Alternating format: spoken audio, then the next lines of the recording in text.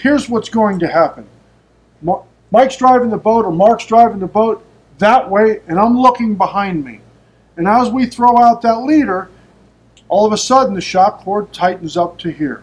Now, my rod, understanding, in a set position, if I dropped it, and you'll see Mark do this, he's going to take the planer and he's going to position the line so that the weight is actually holding the planer in that position.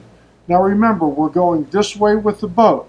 So if you drop this in the water, it would catch just like it does and bow the rod over. That's what you're going to see next. So all of a sudden, there's a lot of tension to the rod. Rod's bent over. This is what it looks like underwater as you troll in this direction. Now when the fish eats the bait, back here, it goes flat. So now you're not fighting the resistance of the planer, you're fighting the fish itself. So again, to set the planer, you're dropping, allow that lead to drop. It catches in the water column. When the fish eats the bait, it pulls the planer flat. That's as simple as it gets. That's it. That's what's happening.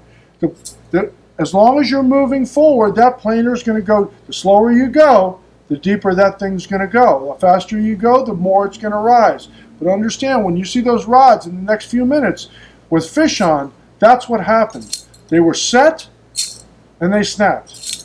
They were set and the rod was bent over and then they snapped. And you're not fighting the resistance of the planer anymore. When we're fishing, it's going to be set in that position. That's what's going to make it dig. When it gets a bite, the fish is pulling from back here, trips it into the trip position, allows it to come up, and allows you to crank it in. So we're going to put it in the set position. We're going to let it out. What we try to do is stagger these. This is my bigger planer that we're using today. This is a number 8. We're going to let it out about a 30 count. I actually have Power Pro on my reel, and from daily use, I can see where the line's faded. Makes a nice easy mark for me. Slowly put it in gear. You'll see the rod really bending over under the weight of that planer, and you want just enough drag to stop it from going out. Now when the planer's set like that, that's what you want. It's down there digging, and it's fishing. It's ready to rock.